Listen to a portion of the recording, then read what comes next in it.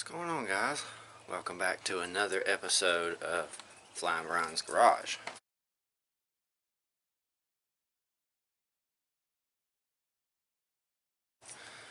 So, my little homemade little logo back there. Not really logo, but you know, name in the back of the background of the video. Probably gonna do it better later on. I'll probably paint it all white and have my girl do some kind of design on it, but for now that's what it is.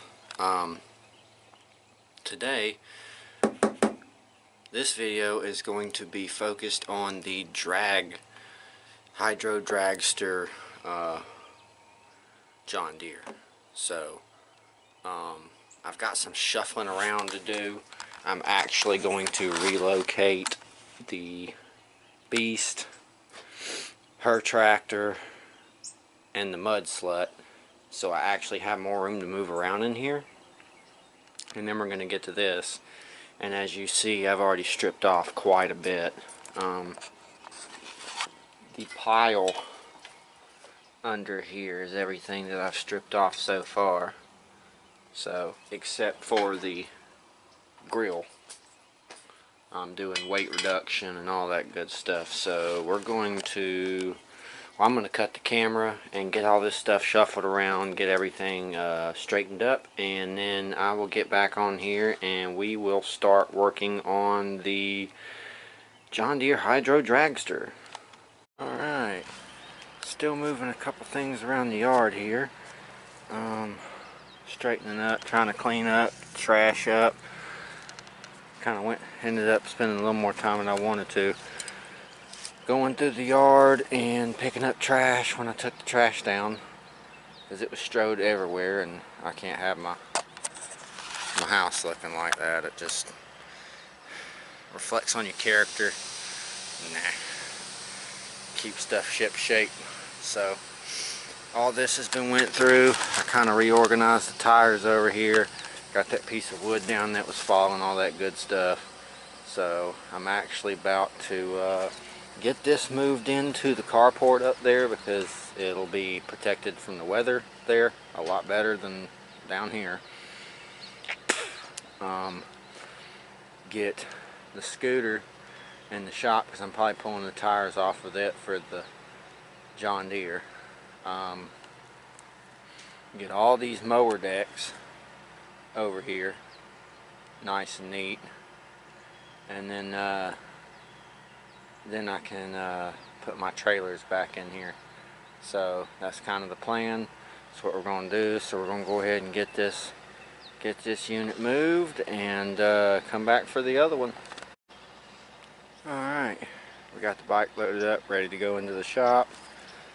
Got all the decks moved. So all this now is parts and nothing but. And then I'll put some wheels on that trailer here in a minute and back it up over here, and then I'll put the other trailer right here, and everything will be more out of sight. Coming up the driveway, it'll be hidden by the fence, and all my junk will be consolidated and all my parts sort of organized. So we're gonna go ahead and get the bike up into the shop and get to work. So we're now in the shop. Everything's all set up. All my tools are in here, all that good stuff. Got the welder set up, bike's over here, everything's ready to go. So got the sticker on. First project is probably going to be going ahead and getting the gas tank sat in it. It has a tank back here that is a vacuum pulse pump ran tank, because it's back here and it's lower than the carburetor. So they usually run, of course you run your fuel line through the frame here, up through here. You got a pulse pump that runs off of a vacuum system, off of a crankcase pressure, and the crankcase runs into a hose, runs out to the pump, and then the pump runs from, you got an in from your tank and you got an out to your carburetor. I don't technically like that. Eventually I want to convert both the mud slut and the beast over to an electrical low wattage or low voltage fuel pump, but I need to get a charging system on there before I depend on battery level to run my fuel. But I'm going to run a gravity fed tank. So what I'm going to do is we're going to put this tank, we're going to cut a hole in the hood for the tank to go in. Now I know most will say, yeah, you can't fill it up all the way because when you open the hood it's going to make a difference. Well, I've already thought about that. Of course I'm going to have to leave some extra line for it to open and close. I might run my fuel line kind of this way so it'll open and close without kinking it or putting pressure on the hose, stress. So the only thing I was worried about is opening the hood and when I got a full tank having fuel come out of my breather hole there for the tank, because of course the tank has to have a vent. So what I've decided I'm going to do is I'm going to drill this cap out just a little bit so I can stick this filter tip down in,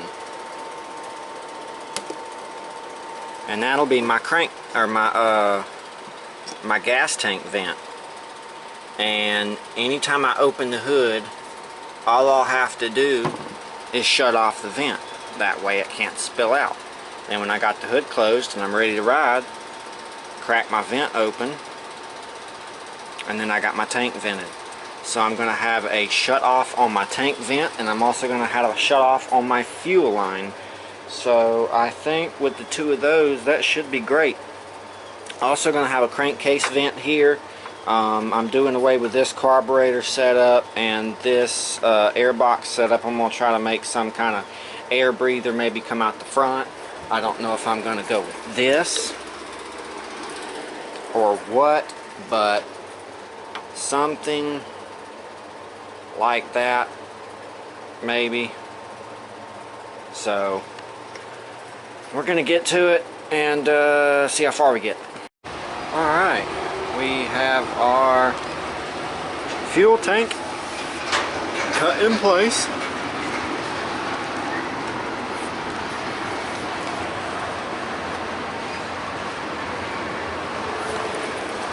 It's all screwed in.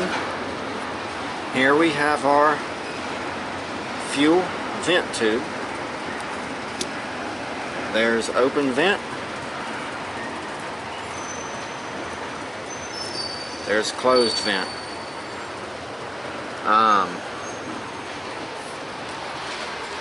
We also have pulled off the carburetor, and I'm working on making a intake manifold for such, and I'm going to get back with y'all when I get that finished. Well, looks like this video sees more. They're coming through again. Whole nother shipment of them. I wonder what's going on.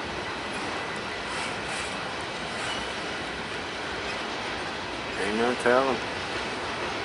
Pretty cool trucks though.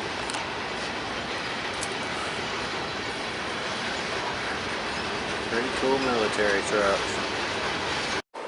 So, I'm making progress. I'm working on the exhaust. I cut the muffler off and I'm running a straight pipe down. Probably going to try to put a tip on it. And I've done the crankcase vent. I've made up a intake manifold here.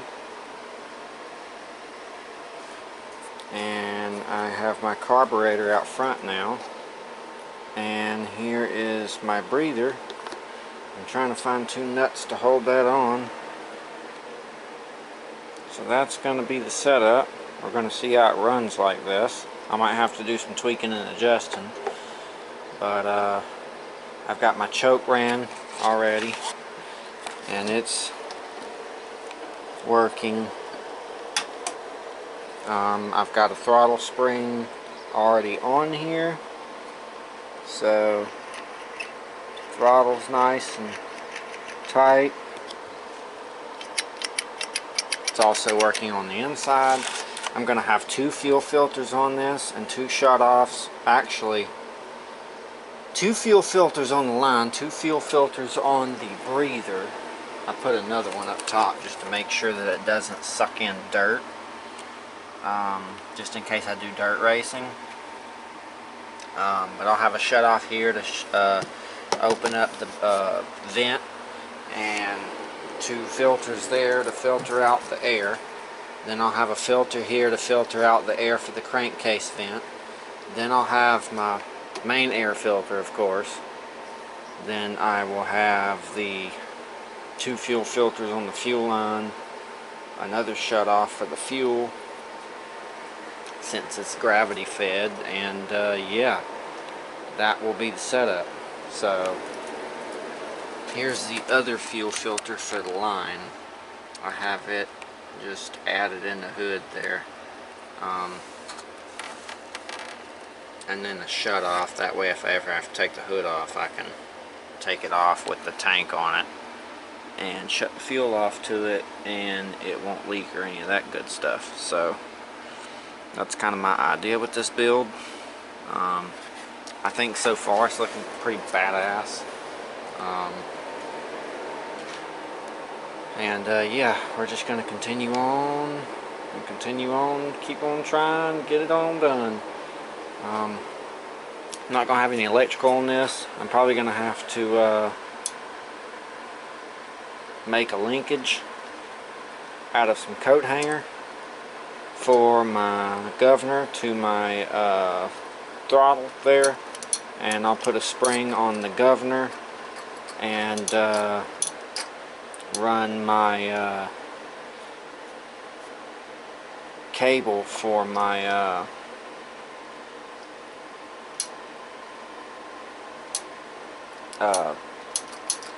throttle pedal straight to the governor. So, getting it done. I'll be back at y'all soon with some progress. Alright, here is progress. Now, just in case I enter a race, I decided, because I know one of the rules are definitely got to have all your clamps on your fuel line. So here's the shut off, clamps, another fuel filter, clamp. So hose to fuel filter to shut off valve to fuel filter to carburetor, and then got our breather here. So I think that looks pretty gnarly. I hope it works. I hope it runs good. I hope I don't have to do too many adjustments. And then there's the tank shut off. So it's got 2 shut offs. I'd say it turned out pretty damn gnarly. So I'm going to continue on with the exhaust. Now that I've got the carburetor and everything all tied up, I'm going to continue on with the exhaust and get it coming down and shot out and see where we're at then. So hopefully I'll have y'all some updates here in just a second. I've got more updates. So here we are. Intake. This gets folded back up once the hood's not being opened. Fuel system's run, of course. I've got gas in it. Then we have our exhaust. comes out of the head, comes down under the axle, back. I've got a bracket on there to keep it sturdy. Comes back. Pieced all this together because that's what I had. And I kind of doubled the size here at the end. That's an old thermostat housing piece for a Dodge. But what I did is I made it a little slightly bigger, a little bigger, a little bigger. So maybe that will actually make a different noise. I'm hoping. I'm hoping it'll be deep and loud. So, but there's the exhaust. Let's see. Don't really have any give, so I think it looks good. Especially straight piped.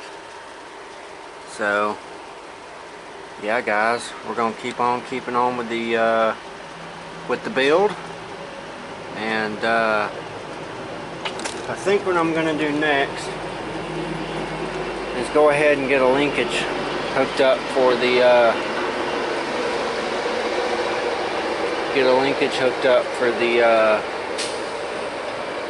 governor and the throttle, and go ahead and get a spring on all that, get all that situated, and go ahead and get to, I'm guessing, the gas pedal. So I'll be back with more updates on the John Deere Hydro Dragster. Alright, here's our progress. As you saw in the last clip, we had our exhaust. Now we have our wheels on.